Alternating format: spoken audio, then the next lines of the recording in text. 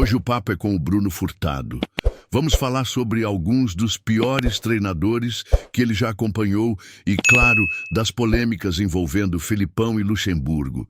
Sabe aquelas histórias de falta de educação e tretas com as pessoas na época? Pois é, o Bruno tem uns relatos que vão surpreender. Já aproveita, galera, e se inscreve no canal para não perder nenhum conteúdo como esse. Aqui, a resenha é garantida e sempre tem história boa para contar. Bora lá. Você falou aí dessas dificuldades que tinha de internet, mas que dificuldades que você viveu e que pode compartilhar com a gente nos clubes? Que bomba assim que você pegou, encrenca, curiosidade, que você viveu esse período de início de cobertura, né? Ano 2000, você voltar lá, o Parreira tava no Atlético, no Cruzeiro tava o Marco Aurélio, o Filipão, você pegou toda essa época. Que memória que você tem, que você vai pegar e falar assim, nossa, essa história eu tenho que contar pro meu filho, pro meu neto, pros meus amigos. Tem muita história boa, cara. Assim, eu peguei assim, todos esses ícones, né, que passaram, porque eu fiquei na cobertura do Cruzeiro de 2000 a 2011, aí depois eu virei editor de Super Esporte, mas continuava ali na lida, e volta e meia também. Mas peguei Filipão, o pessoal a turma da Tríplice Coroa com o Luxemburgo. Assim, eu acho que assim, o que eu posso dizer assim que dos caras que trabalharam em clube, dos treinadores com que eu convivi, eu acho assim, Luxemburgo e Filipão são os caras mais toscos, assim. Eu acho que é de longe. Eu, pra mim, tem um maior ainda, mais tosco ainda. Leão. Mas por que você 2004. Por que você fala isso do professor, do Luxa? O Luxemburgo é muito mal educado, cara. Assim, é uma pessoa... Até os jogadores, assim, que se assustam. Por exemplo, nessa última passagem dele pelo Cruzeiro, naquela segunda passagem dele pelo Cruzeiro, 2015, você lembra de memória? Ele já tinha uma certa rejeição pelo jeito dele, né? Era muito palavrão, era muito desbocado. Mas o Luxemburgo, sem dúvida, cara, é o sujeito assim, mais tosco assim, que eu já trabalhei. Às vezes você faz uma pergunta educada pro cara, o cara te dá uma resposta de baixíssimo nível. Assim. Então não dá para você dialogar em alto nível com um camarada desse. E o Filipão, na verdade... Ele tinha os momentos dele. O Luxemburgo, assim, até na época da Tríplice Coroa, ele tinha muitos rompantes. Assim. O Filipão, naquela passagem pelo Cruzeiro ali, 2000 até 2001, antes de assumir a seleção brasileira, ele também tinha comportamentos assim, bizarros. Eu lembro um episódio até interessante. Eu não sei se vocês chegaram a trabalhar com o Regis, que trabalhou no Jornal dos Esportes. Sim. Então o Regis era muito doidão, né? E o Regis era sem filtro. Então... Mas numa manchete que o Jornal dos Esportes deu, não sei se foi 2000 ou foi 2001. Isso. Foi 2000. A matéria do Regis no Jornal dos Esportes era... eu vou citar esse exemplo para falar do tipo de intimidação que a gente passava, né? Que era muito comum. Porque ali naquele começo dos anos 2000, é como se fosse o futebol raiz ainda. A gente pegou aquele começo, era o futebol raiz dos anos 80, 90 ainda, o comportamento dos técnicos. E o Jornal dos Esportes soltou uma matéria que falava que o Giovani que foi vendido para o Barcelona, que o Filipão queria fazer do Cruzeiro um time veloz como o Giovani. E na manchete era alguma coisa, para Filipão só Giovani presta. E era o começo da passagem dele, né? O Marco Aurélio tinha sido campeão da Copa do Brasil contra o São Paulo, logo depois do jogo ele deixou o cargo, e o Cruzeiro contratou o Filipão, já estava acertado, e aí aquela manchete, né, só o Giovani presta, era um jornal bem sensacionalista na época, né? O Jornal dos Esportes, veio do Rio de Janeiro para BH com uma editoria. Com essa pegada, assim foi. E aí o Regis estava achando estranho que o Filipão encarou ele de uma forma grosseira quando saiu do vestiário indo para o campo para comandar o treino. E o Filipão pegou um Jornal dos Esportes e ficou o treino inteiro batendo, como se fosse um porrete. Amassou o Jornal dos Esportes e ficou batendo durante o treino inteiro, como se fosse um porrete. E a gente falou assim, já preparou. Não, hoje o Filipão vai aprontar, porque o Filipão já estava tendo episódios de muita grosseria naquele começo. E ao final do treinamento, o Filipão falou assim, as gurias ficam fora da sala. Foi o tal episódio que o Filipão, eu estava naquele dia, o Filipão mandou só os homens da imprensa entrarem para a sala, e ele fechou os basculantes da sala de imprensa para não vazar, fechou a porta, tinha uma cortininha lá na primeira sala de imprensa, que ficava na quina, assim, perto do campo. E aí... O Filipão sentou na cabeceira da mesa e o Regis sentou na ponta, do lado do Filipão. E aí o Filipão mandou ele tomar no cu, xingou ele de tudo quanto é jeito. Desculpa, posso falar? Pode. Aqui já pode chutar o balde.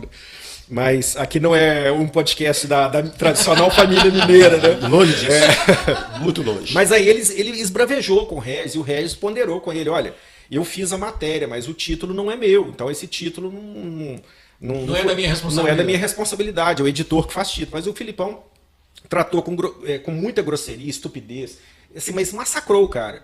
E assim, eu era um cara muito... Eu vivia muito essa coisa, né? Eu era meio sangue no olho, eu sempre sou sangue no olho, mas assim...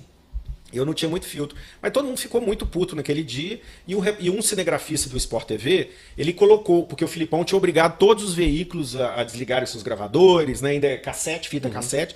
Mas o Sport TV estava lá e o cinegrafista colocou um jornal para esconder do Filipão a luzinha vermelha que falava que estava gravando. E aí gravou o áudio. Aí gravou o vídeo, conseguiu registrar e eu acho que naquela época o Sport TV até exibiu. Só que não era o Sport TV de hoje, né? Era o Sport TV que tinha, ainda já tinha Sport TV, mas era um acesso muito restrito, né? Bem restrito. TV a cabo naquela época era uma coisa, então assim, não repercutia como repercutiria hoje. Né? Mas foi um episódio assim de muita grosseria. E assim, por mais que o Filipão tenha sido campeão em 2002 na Copa, e levando Fátima Bernardes para dentro da concentração da seleção. Chegou a ser campeão no Cruzeiro. Ele recebeu, né, naquela época, o Rodrigo Paiva, que era o assessor de imprensa da CBF, fez todo um treinamento com o Filipão para chamar jornalista pelo nome. Né? Então, assim. O famoso media training. Media training. Então, mas assim, o Filipão era um cara chucro, né? Tosco. E naquela época era o raiz, era o Filipão ainda de bigode preto.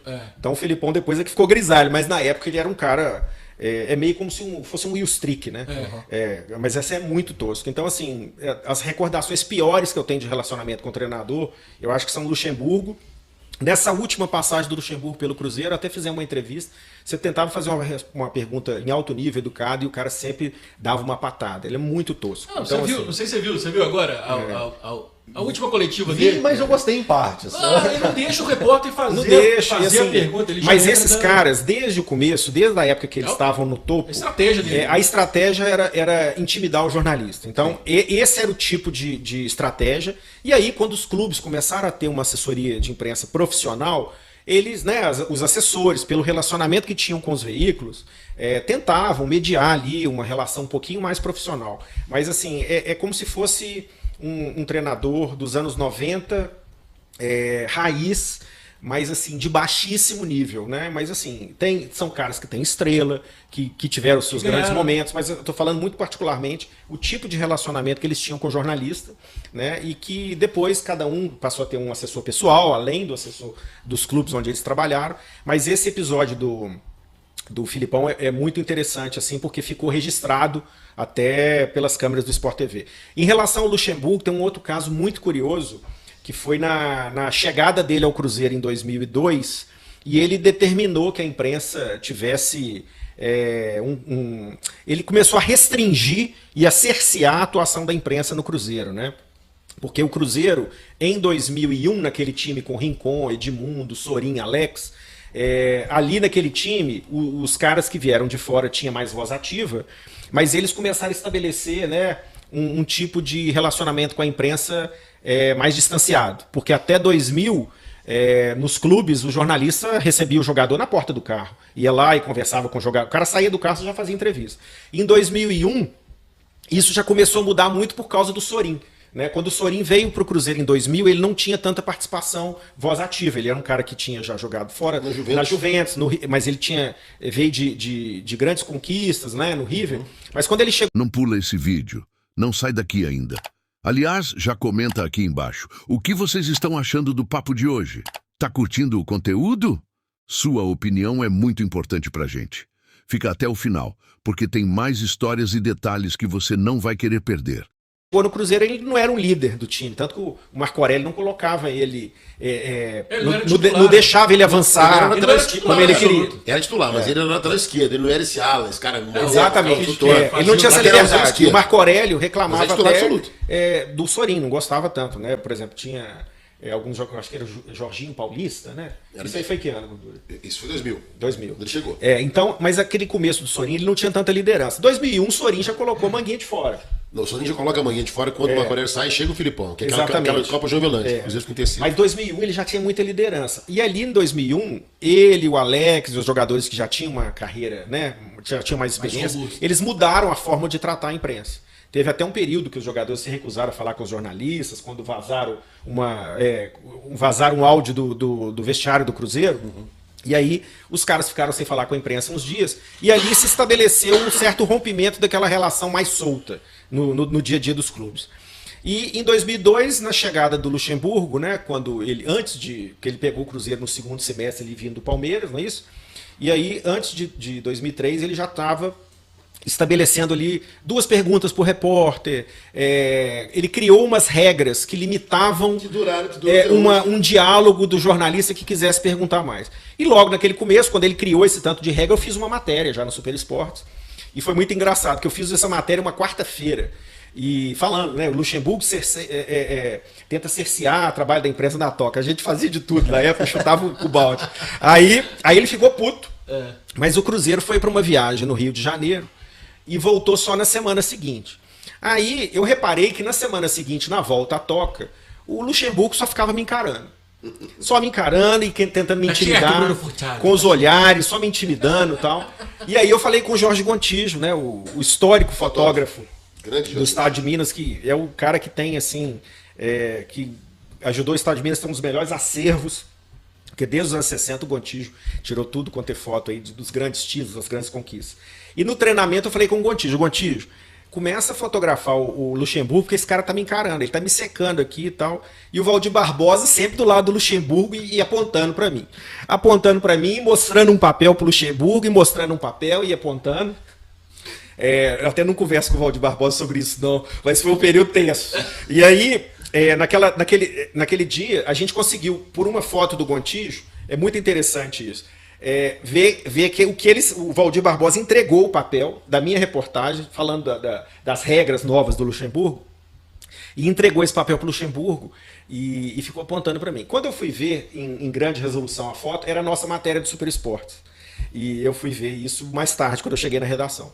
Mas o Luxemburgo pegou aquele papel, dobrou aquele papel, colocou aquele papel no bolso, comandou o treino do Cruzeiro na semana seguinte, né, naquele dia que eu estava lá na Toca, ele me secando, caiu uma tempestade nesse dia, e ele saiu todo molhado do treino e foi dar uma coletiva, né, ali na saída do campo, onde tinha aquele backdrop. Ali, debaixo da atual sala de imprensa ali. Montava uma cobertinha ali, mas ali chovia. Aí, naquele backdrop, o Luxemburgo espertamente deixou todo mundo perguntar quantas perguntas quisesse. Né? Naquele dia ele ficou quieto. A pessoa fazia 3, 4 perguntas, ele respondia. Aí deu a entrevista, todo mundo ficou satisfeito com todas as perguntas que fez. E chegou no final da coletiva e falou assim: todo mundo está satisfeito?